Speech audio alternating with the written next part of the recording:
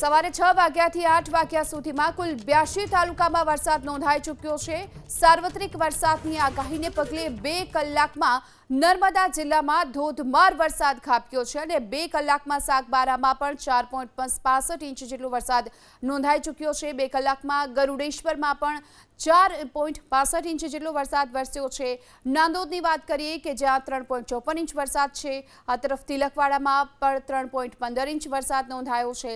બાલાસિનોરની વાત કરીએ જ્યાં 2.64 ઇંચ વરસાદ, તેની સાથે આણંદમાં 2.20 ઇંચ, વડોદરામાં 2 ઇંચ વરસાદ ખાબક્યો।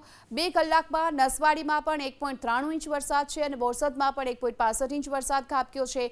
નિઝરની વાત કરીએ જ્યાં 1.57 ઇંચ વરસાદ, ડભોઈમાં 1.34 ઇંચ વરસાદ, ઉમરેઠની વાત કરીએ 1.34 ઇંચ વરસાદ છે। ઉમરપાડામાં 1.18 અને મહુધામાં 1.18 ઇંચ વરસાદ ખાબક્યો છે। શિનોરમાં પણ 1.18 ઇંચ વરસાદ છે।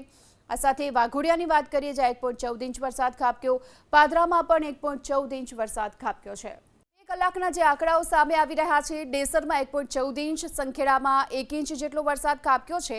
સવારે 6 થી લઈ 8 વાગ્યા દરમિયાન જે સતત આંકડાઓ જે સામે આવી રહ્યા છે, એક તરફ હવામાન વિભાગે જે આગાહી કરી છે અને તેની વચ્ચે 2 કલાકમાં નડિયાદમાં 1 ઇંચથી વધુ વરસાદ અને ફાગવેલમાં પણ 1 ઇંચ વરસાદ ખાબકી ચૂક્યો છે।